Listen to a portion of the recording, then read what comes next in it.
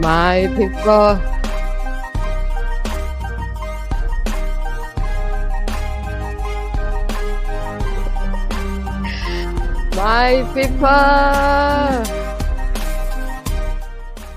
my people, are you here or are you here? Welcome back to You and I Talk Show, my people. Outside Luis Uwacu in the building. Today we are Saturday, December 23rd, 2023, my people. Finishing the year. Happy holidays. Thank you so much. Let me know if you're tuned in. Let me know if you're listening. Let me know where you're tuning in from. My people, thank you so much for being here. Today we're going to start in English. We're going to talk about Zambia, the crisis between Rwanda and Zambia. Today, a Rwandan ambassador who made a statement talking about Zambia people calling them lazy and inept. We're going to talk about that, my people. We're going to respond. I'm very grateful to all the people who are watching me from everywhere in the world. I know that people watch me from Zambia as well. I have a list of one of our latest videos that we did last time. Look at all the cities. I look at the cities of all the people who have been watching You and I Talk Show. Top city in Canada. Of course, I'm in Canada, Vancouver. Vancouver is not even on the list here.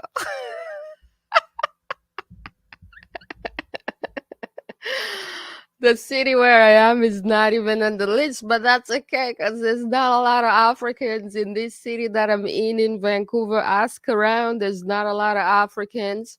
So I'm saying hello to all my people from Rwanda, Kigali. I know you also watch. You're one of the top watchers. And then I'm saying hi to all my people from Montreal, from Lusaka, Zambia, Paris, France, Antwerp, Belgium, Kampala, Uganda, Ottawa, Canada, Nairobi, Kenya. Oh, my city, my people. Gatineau, Quebec, Canada, Maputo, Mozambique, and then Quebec City, Canada. My people, thank you so much. And then Bujumbura, Burundi. My people, thank you so much for being here. So today we're on Saturday. The show is live right now on Saturday. All right. So those who were watching yesterday, there was no live show on Friday. It's all right. It's all right. Some people got paid and they got overexcited and then they went to party instead of doing a show.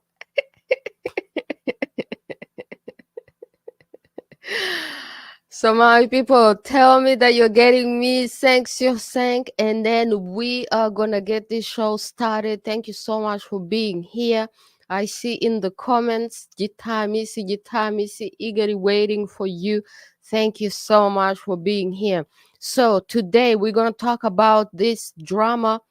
We're gonna respond to this drama about a Rwandan ambassador who was claiming that Zambians are inept and lazy because they've been hosting Rwandan refugees and Rwandan refugees are working in Zambia. We're going to respond to that. I have a map of Africa right here, right now. Zambia is right under the DRC, the Republic Democratic of Congo, right next to Angola, right next to Malawi. It's not that far from Rwanda and Burundi, my people. So anyways, welcome to You and I Talk Show. We're gonna respond. We're gonna tell the Kagamistan. You know, they were recently in Canada. The Kagamistan actually recently came to Canada to ask the Rwandan diaspora, people who have been refugees in Canada, to go back to Rwanda, right? They're telling us in Canada, right? When they were in Canada asking Rwandan refugees, oh, please come back to Rwanda, this and that, they didn't tell Canadians, oh, Canadians are inept and lazy. That's why they have all these immigrants who come into Canada and working. Sometimes they're working the jobs that some Canadians don't want. And then they make money, they make a lot of money, they send back home, or they don't send home, or they party with their money. It's their money, they can do whatever they want with their money. The Rwandan government, the Kagamistan dictatorship, they come to Canada and they tell Canadian people, Canadian Rwandans who are living in Canada, please come back home.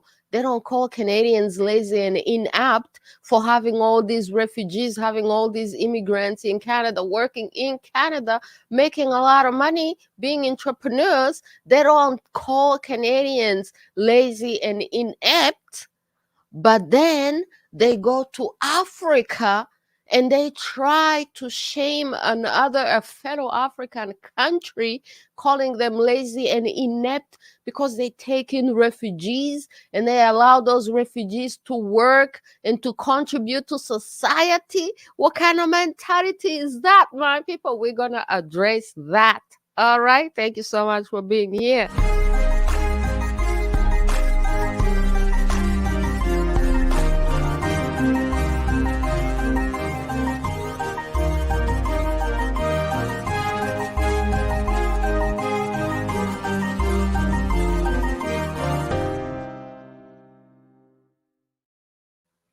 All right, my people. So let's get into it. First of all, we're not going to show this ambassador of the Kagamistan talking nonsense, calling our fellow Africans of Zambia names. We're going to talk about the response. Thank you for the response. There were Zambian people responding, especially this man. Thank you for the response. Now, the thing I want to say to the Zambian people and the Zambian government, first of all, thank you so much for welcoming Rwandan refugees. Rwandans, we are all over the world as refugees, okay? We are all over the world as refugees. It's not just in Zambia. We are in Canada. I'm in Canada right now. We have people in Europe, USA, Australia, New Zealand. We are all over.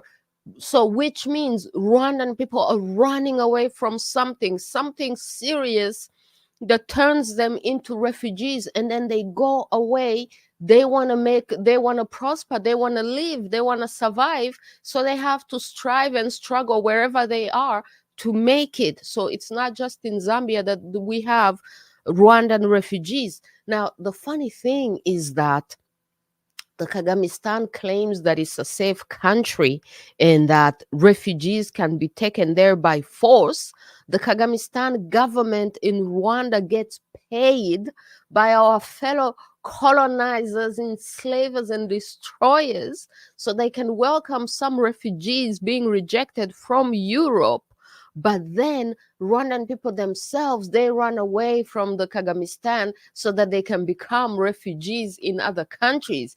That in itself is a testimony to what kind of system and regime that the country of Rwanda is, that its people live it, run away from it, and want to live in other countries and are willing to work in other countries, contribute to those economies, those societies, instead of living in Rwanda. Why? Because the Kagamistan is a criminal dictatorship. I've been advertising this book, Holocaust in Congo. It's to talk about all the crimes that they have committed in Congo. The Congolese president has called the Kagamistan, Kagame himself, Hitler, talking about how he will end like Hitler. There has been pictures of people comparing him to Hitler and talking about how he will be ending with Hitler. Rwandan people are running away from Rwanda. They don't want to be in Rwanda. The Europeans, the UK, have to pay so that Rwanda can be involved in human trafficking, so that they can welcome people from Europe, people who don't want to go back to Rwanda. So who is inept and lazy? I would say that the Kagamistan dictatorship in Rwanda is the one which is inept and lazy. Inept to lead properly the country of Rwanda so that Rwandans don't have to run away from Rwanda.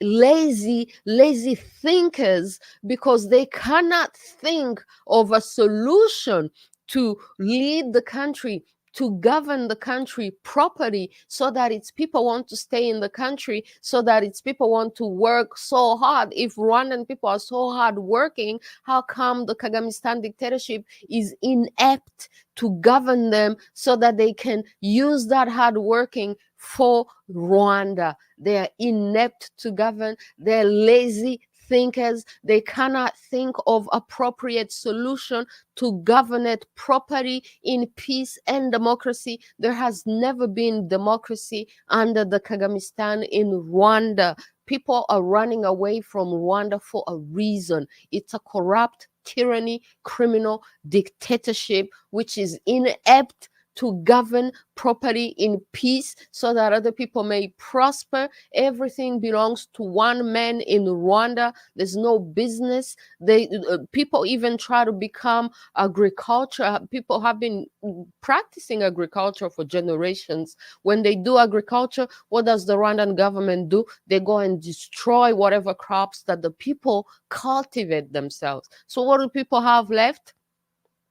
They vote with their feet and they leave Rwanda to go and look for a better life, my people. This is how we ended up in Canada. This is how we have people in Europe, USA, Australia, New Zealand, everywhere. And we have people all over Africa, because we have a criminal dictatorship in Rwanda, the Kagamistan, which is inept to govern properly in peace and democracy, who are lazy thinkers. And the only solution now they have is to come to Canada, tell the diaspora, oh, please come back home. And then to go to Zambia and try to manipulate, try to gaslight people. Oh my God, I finally understand the word gaslight. I was watching a movie this week on Amazon Prime, which is called Gaslight. Julia Roberts is in that movie. I love the movie so much because it shows you a woman who was right.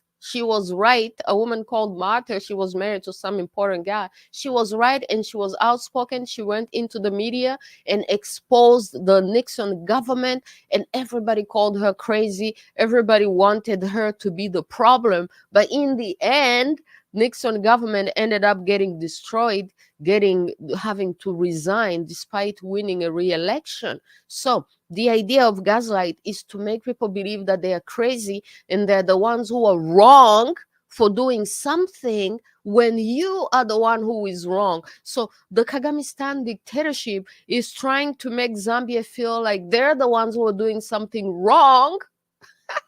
They're the ones who are inept and lazy, when the Kagamistan is the one who is inept to govern properly in peace so that people can have prosperity, who is lazy thinkers. They cannot think about solutions, inmate solutions for their own populations. They have to be paid and corrupted by Europeans in order to receive refugees from Europe. They have to be paid and corrupted by Europeans in order to go to war and sabotage Mozambique. I've been hearing a lot about Mozambique people complaining how it's not benefiting the local Mozambique people, for the Kagamistan to be in Mozambique working for Total, working for Exxon, working for France and the USA, who are exploiting the country, using this African country against our fellow Africans. So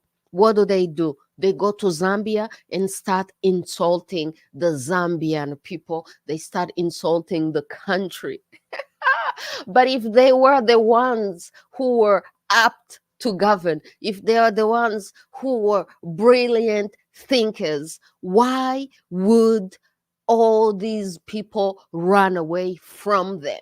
The problem is the Kagamistan, but they're always trying to self-project and reject the problem and put it on other people. So this is one thing that I have to say about the Zambian situation. Another thing that I wanted to say about the Zambian situation is this idea, this actually came as people were commenting, as that man that I put a picture from Zambia was commenting, and he's talking about how refugees have to deal with the UN. They go to the UN, United Nations High Commissioner for Refugees, UNHCR. I've been a refugee, I know what UNHCR is. And then it prompted me to think, why is the UN in charge of refugees in Africa? What about the sovereignty of African governments, African nations? Isn't this taxing without representation? Who benefits when African people are kept in a state of perpetual refugee in Africa? For example, my people, here in Canada, when people come to Canada as refugees, there is no United Nations supervising refugees and giving them documentation and legalizing them in this country. Why? So how come in Africa, Zambia is not that far from Rwanda, and in ancient times, since ancient times, Africans, whenever they had a problem, they would move from one area and go establish themselves in other countries. In ancient times, there must have been people who went from Rwanda still and established themselves in Zambia. Where do the people of Zambia come from? A lot of people in Africa, in many countries, they come from the Great Lakes, from us. They come and then they spread out into all these areas. Now, the thing is that if we allow the United Nations to be in charge of refugees in Africa, there will be a perpetual problem of refugees in Africa because the United Nations has no interest in solving this problem, because the United Nations is part of our problems, because the United Nations is part of the people who created these problems. How come when you come to Canada as a refugee, you get processed by the Canadian government, you get the documentation, your documentation by the Canadian government, instead of creating jobs for the UN, for the UN people who are not even accountable to the Zambian government or any other African government? So instead of giving them jobs, how come African governments, African countries, sovereign nations themselves, how come they cannot establish a mechanism, immigration ministry, to simply oversee the refugee problem? Leaving the refugee problem in the hands of the United Nations is creating jobs for these people outside of Africa who are not even accountable to Africa. They're in New York, in Geneva. We don't know what they do. We were not there when the United Nations was created, and yet they're in charge of us and our problems, which means they will never resolve our refugee problems. They will never resolve our war problems. Why? Because they are employed.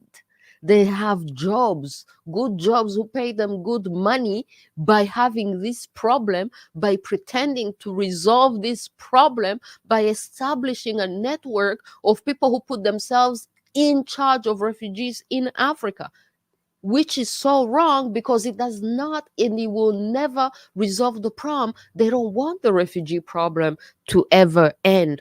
So how about, like we have here in Canada, when people come into the country, they get processed by the Canadian institutions, by the Canadian government. There's no United Nations coming into Canada to process refugees. So why does the UN get to go into Africa, every country, and interfere and get to be in charge of African refugees in Africa? And then when you get processed by the Canadian government, within 2-3 years, you have the Canadian citizenship.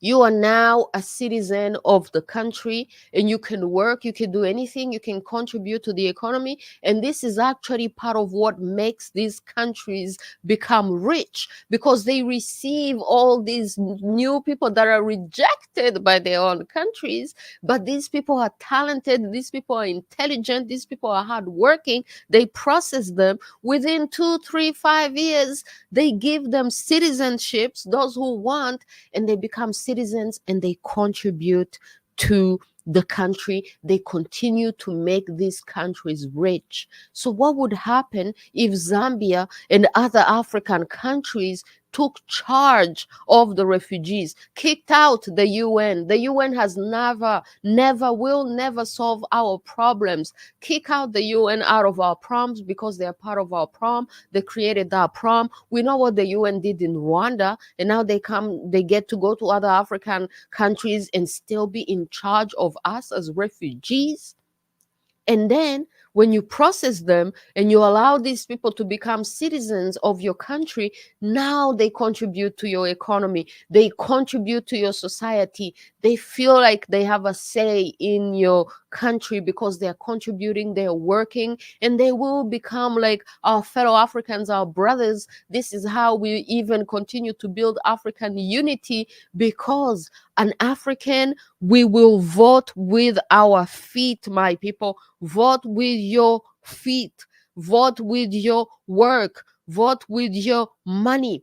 We will have the freedom to move across Africa and support another African family in peace and legality, since we are one, right? No more UN. No more refugees in Africa. If we are Rwandan refugees and we run to you in Zambia, you take care of the refugee problem. Within a few years, we become citizens. We have voted with our feet. We have voted with our work.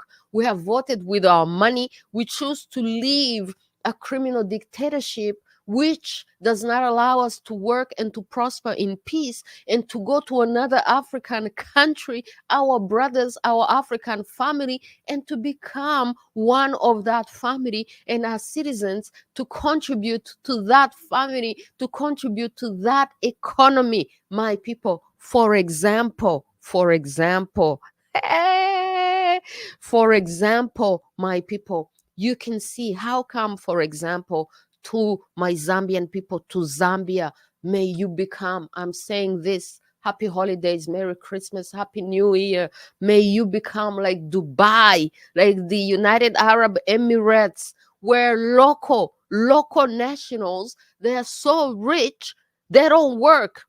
They don't work. How many people in the Emirates, in Dubai, the native people who are born there, the Emiratis, how many of them work?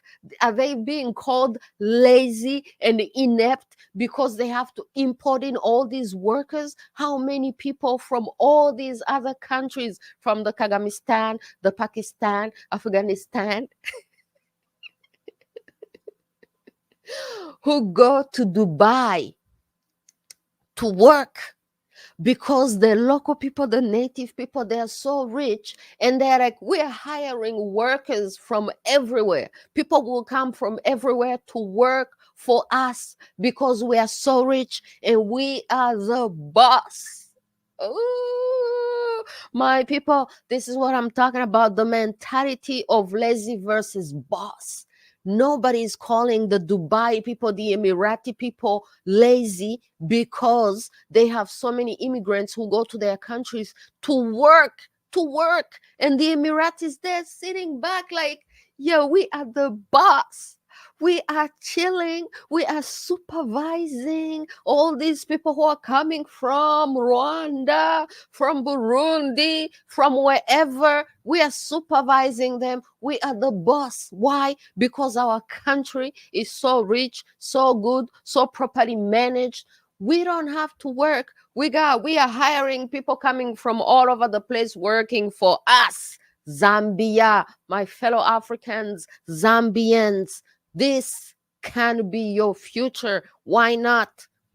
Do not allow the criminal dictatorship of the Kagamistan to come and self-project, call you lazy and inept, to come and manipulate you and gaslight you into thinking that you're lazy and inept, when you could be thinking like, oh, we're like Dubai, we are the boss. We have a good country that people want to come to voluntarily. You didn't campaign for people to come to your country. People come to your country voluntarily. They vote with their feet. They vote with their work. They contribute to your economy. You are the boss. Just like the people in Dubai, the Emiratis, who are so rich, they're working, they're importing all these workers who come and work for them. So all we want is for people, for the African countries to ask themselves, why in Africa is the UNHCR in charge of refugees? Why can't Africans be processed? Why can't Africans process the refugees and give them access to a legalized status, residency? For example, I gave the example of Canada because that's where I am. Within 2-3 years, you become a citizen, you start paying taxes. This is how Canada and America are rich. All these people who are coming to your country, they become citizens, they work, they pay taxes. So don't even nobody make you feel like, oh, you're taking in refugees, they're working for you, you're lazy and inept. No, no, no, no, no. You are the boss. You are the boss, my people. Now, this idea of kicking the UN out of the refugee problem will solve African problems of refugees, will solve the perpetual refugee issue. There will be no more refugees. And then you will be sitting there thinking, oh, if I want to become a refugee, where should I go? A good country which has a good system. That's a way of voting for that country, wanting to be a citizen of that country so you can participate in building a country which has a peaceful and democratic system, which respects its citizens, instead of using your hard work, your hard labor to build a dictatorship. This is what Rwandan people have done. They have decided to vote with their feet. They have decided to vote with their work, vote with their money, to take their freedom and to move across Africa, across the world, support another African family in peace and legality. My people, we are still one. Please, my fellow Africans, let's be in charge of our own problems. That's when they're going to be resolved. Don't allow anyone, any institution to come into our country, because they will keep us in perpetual slavery, perpetual refugeehood. There is no, it doesn't make sense that we should remain refugees forever, and that the United Nations should come from New York and Geneva and be in charge of refugees on African land, when Africans can take care of that problem and allow these people to have access to citizenship and allow people to help you build your country just like all these other countries. And if you have immigrants and people coming into your country and working, it's a great thing. You're the boss. You are the boss, my people. You are the one they're coming to get those jobs. And all these people who will come to your country, they will pay taxes, they will contribute to you being magnificent. All right? So that's my response to the Kagamistan criminal dictatorship. And that is my message to Zambia, Zambians, and all Africans. All right? We love you, my people. Thank you so much for being here. So that's the end of the English part. Let me see if we have comments in the comments section. And then if we don't have comments in English, I will move into French and talk about the Congolese elections. All right, my people, thank you so much for being here. All right, I see comments. Etoile, I see you. Sabotage. Kagame arangwa. Oh my goodness. Odile, no. United Nations is a political organization. Exactly. The United Nations is a political organization. They have an interest in keeping Africans perpetual refugees. Can you imagine? Perpetual refugee in Africa. We are one. We are all Africans. Whenever we go outside of Africa, we are all being called Africans. In Canada, they don't know that I'm from Rwanda. They're calling me African. They're calling me black. and then they give me their citizenship when I'm a refugee. When I come as a refugee to Canada, they process my refugee status claim. They don't send me to the United Nations. And then after they process my refugee claim, after 2-3 years, you become a Canadian citizen. You're now paying taxes to the Canadian government. And this is how Canada, USA, they stay strong. There's no United Nations taking care of refugees in Canada. There's no United Nations taking care of refugees in the US. And yet, who are the people who are working at the United Nations? Who are the people who get all these big jobs, great jobs, who come to Africa as something big, people with all their cars? The UN people, Canadians, Americans, Europeans. And then they come to Africa, they put themselves in charge of the refugee problem on African land, in African countries. They will never solve the problem. They will not wish for refugees to end. They will not wish for the problem to be solved. And then in doing so, they're practicing division, divide and conquer, because they're keeping people in refugee camps, keeping people in poverty, keeping people weak. When all these people who are poor in refugee camps, they can become part of society, they can become citizens, they can work, they can contribute to the country that they run to as citizens, and they can help the country become a great country. And these countries who are in charge of the UN, the USA, Canada, this is their system. This is how they do. They welcome people in, they make them citizens within a few years. There's no UN taking care of refugees in their countries. And yet in Africa, they keep the UN there. They keep people in perpetual refugee mode. They never want to solve the problem. Why? Precisely what my sister Odile Nono said. It's a political organization. They have political objective, and their political objective is not in the best interest of Africa. They want Africans weak, enslaved, poor, refugees. They will never solve the problem, my people. We need to start kicking the UN out and resolving the problem ourselves. We need to legalize refugees, and we need to allow African people to vote with their feet. If they're not comfortable, this is how African countries will become powerful. If people are not comfortable in one country, they vote with their feet, they vote with their work, they go into another country, they get legalized in that country, they contribute to the economy of that country becomes great. So African people will vote for African countries based on good leadership.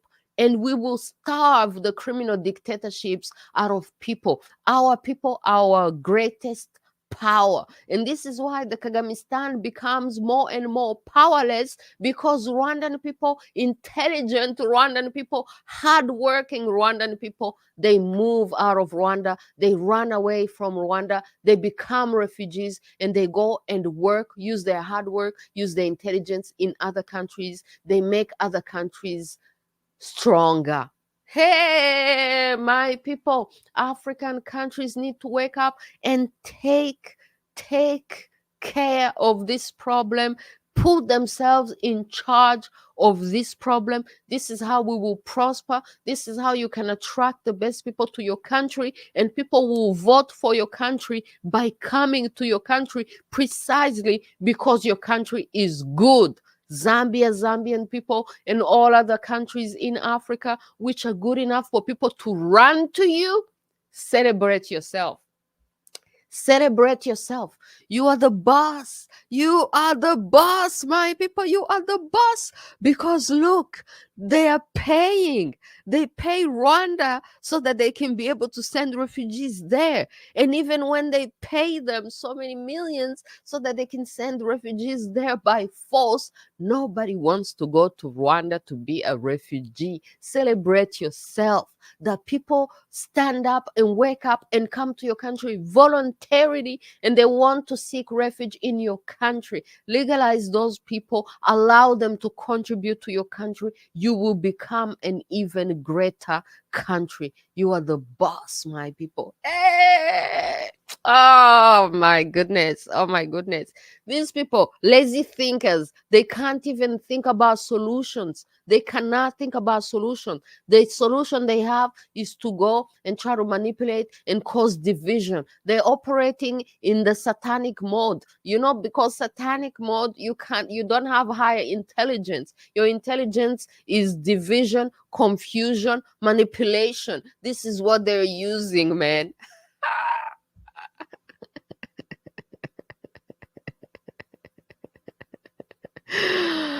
Iminyuza TV, we love you, sister. Thank you so much. Oh, mwah, turi kumwe. Thank you so much.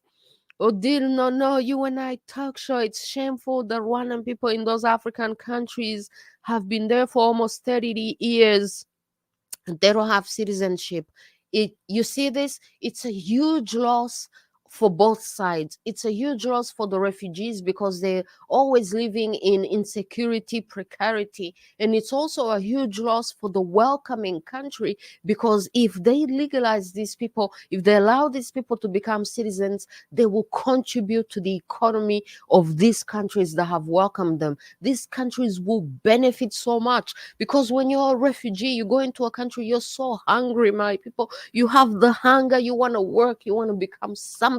Sometimes you even have more hunger than local people because they're chilling. They're Emiratis, right? The Emiratis don't work, they're the boss. They're chilling. It's their country. Their forefathers have worked. They're reaping the benefits. The new people, the new immigrants, they're so hungry. They want to work. They want to work.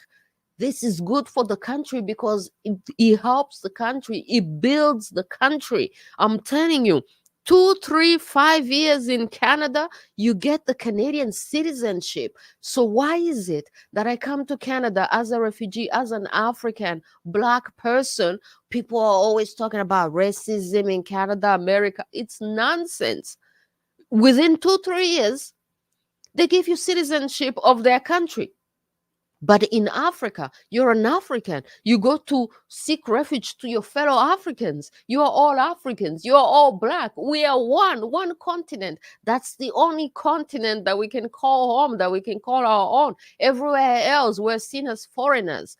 But in Africa, African countries do not legalize their fellow Africans. They keep them in perpetual refugee mode. They don't legalize them. They don't give them access to citizenship when we are one, when we are all Africans, when we are all Black. So who is benefiting from this? From Africans, 30 years in a country, no citizenship. Who benefits from this? The United Nations, our enslavers, our colonizers. They are the ones who are keeping people in perpetual refugee mode.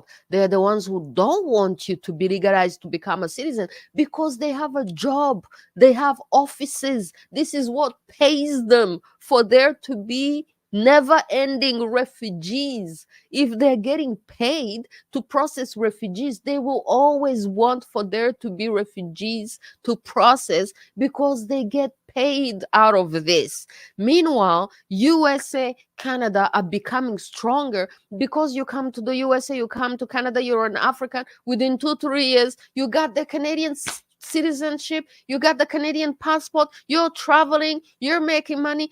Canada is taxing you. You know how much taxes people pay in Canada?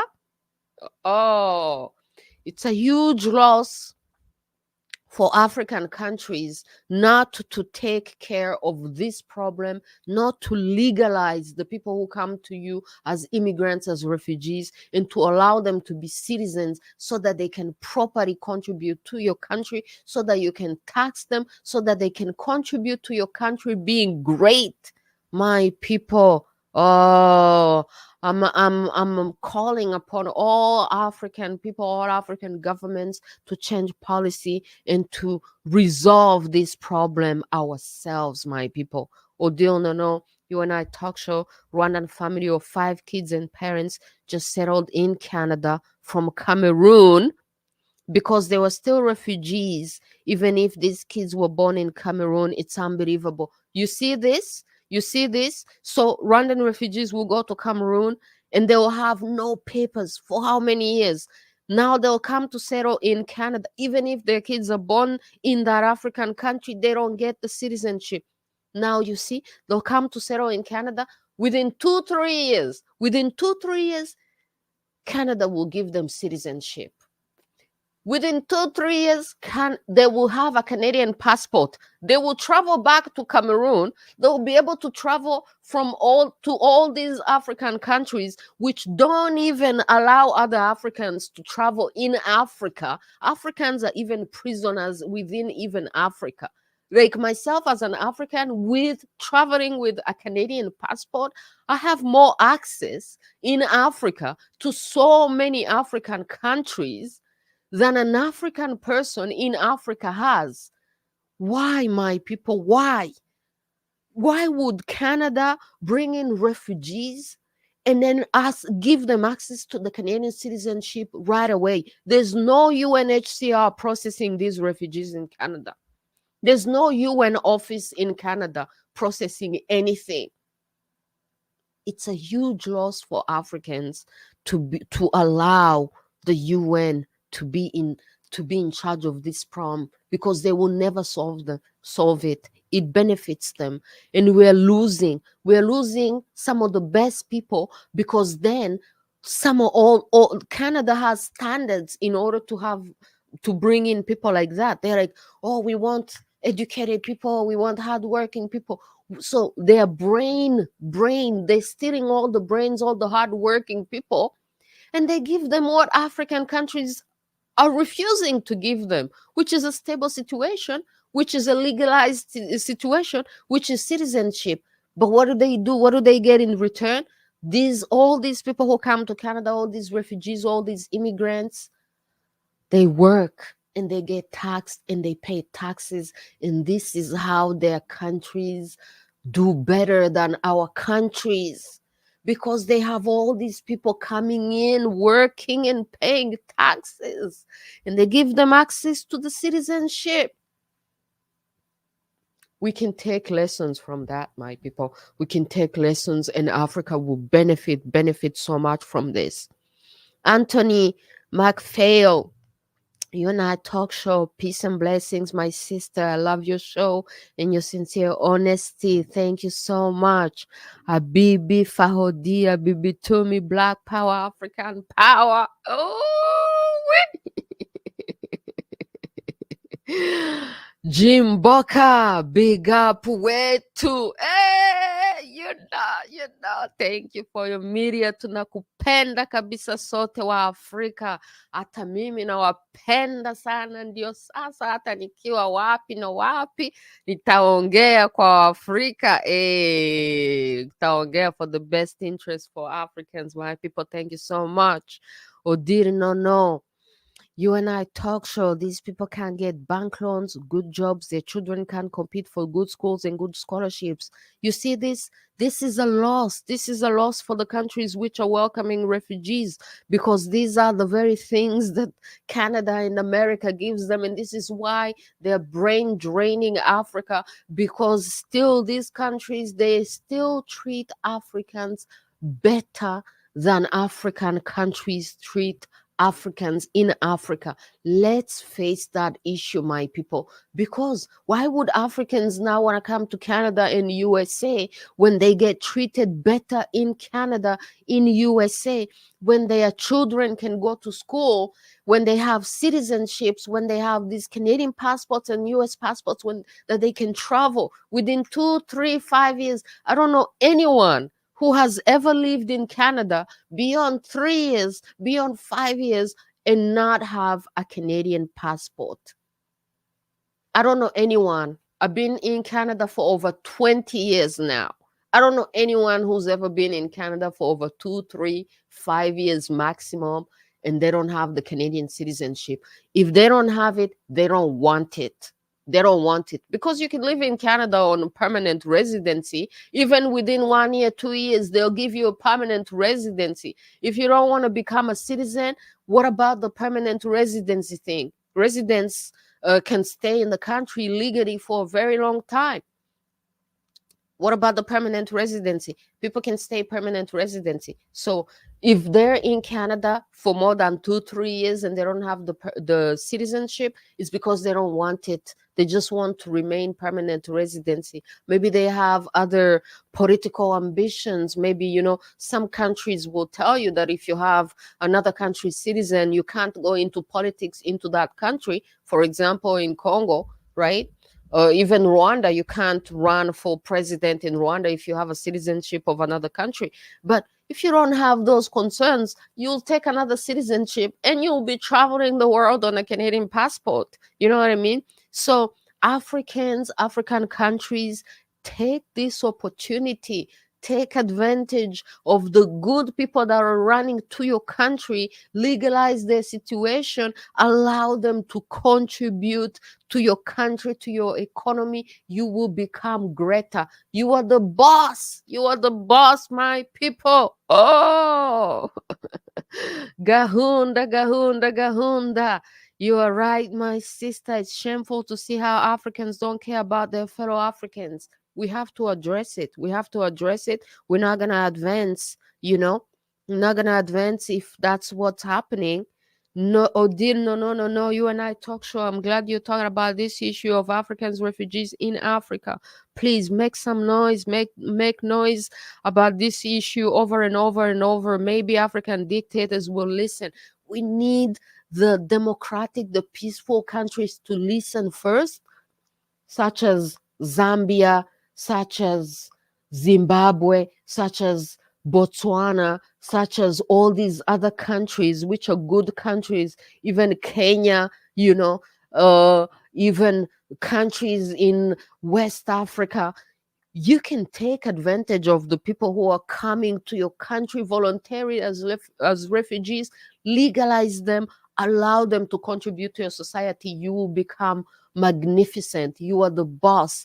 And no, since we're already Africans, we've been moving from places to places to places to places within Africa for generations now. People who are in South Africa, this is why I may speak some things in KinyaRwanda, Kiswahili, you will understand it, because even deep down, we even speak the same language. So it's in the best interest of every African country which is taking in African refugees to legalize them and to allow them to contribute to their society. They will benefit. Refugees will benefit. The country will benefit. You will pay these taxes, and there will be no more refugee issues. And then the dictators, they will eventually listen, because they'll be like, if I don't govern my country properly, people will run away from me. That's the vote. People will run away from me and go and serve another country and make another country great. And then, instead of losing their people, the greatest wealth being people, they will change their ways of governing so that they don't lose people.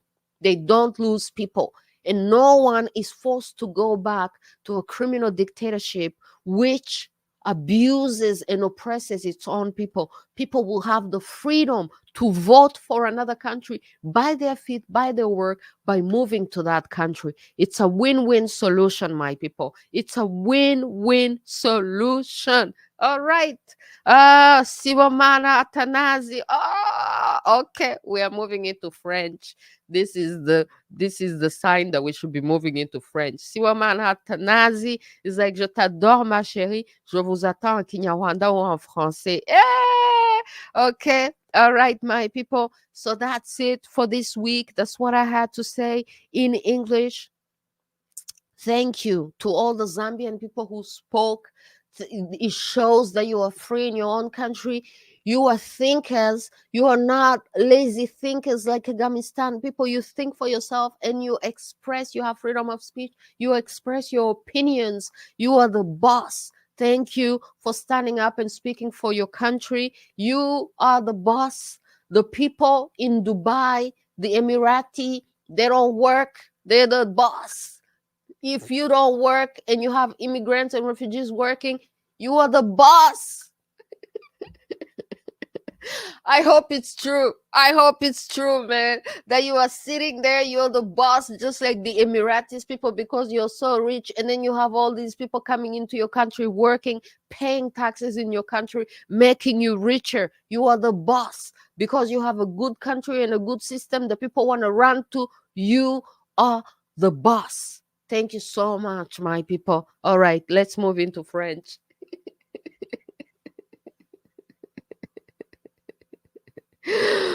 En français, la famille. Alors, cette semaine, la famille, en français, on va parler du Congo, un tout petit peu des élections Congo, un monde